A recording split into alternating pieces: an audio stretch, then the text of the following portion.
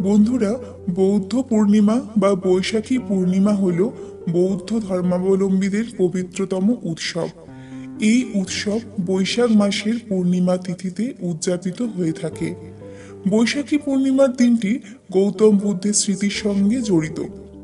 এই পবিত্র তিথিতে গৌতম বুদ্ধ জন্মগ্রহণ করেছিলেন।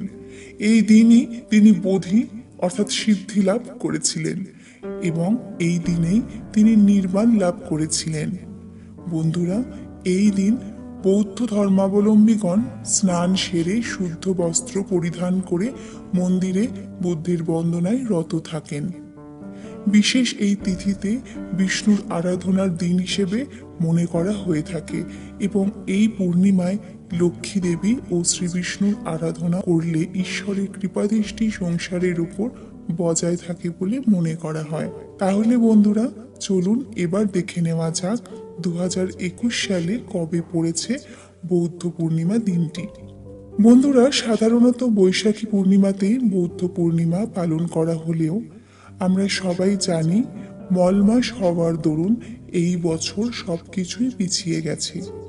তাই এই বছর বৈশাখ মাসে নয়, বৌদ্ধ মা পালন হচ্ছে জ্যৈষ্ঠ মাসে।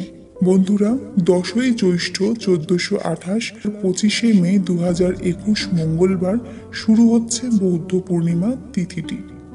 পূর্ণিমা তিথিটির সময়কাল থাকছে এই দিন রাত্রি 7টা 41 থেকে পরের দিন অর্থাৎ 11ই জ্যৈষ্ঠ 1428, 26শে মে 2021 বুধবার অপরাহ্ন 5টা 13 পর্যন্ত। আশা করি ভিডিওটি আপনাদের সকলের উপকারে এসেছে। যদি ভালো লেগে থাকে তবে একটি লাইক করে দেবেন এবং সারা বছর এরকম আরও তথ্য পেতে এখনই আমাদের চ্যানেলটি সাবস্ক্রাইব করে রাখুন। দেখা হচ্ছে পরবর্তী কোনো ভিডিওতে।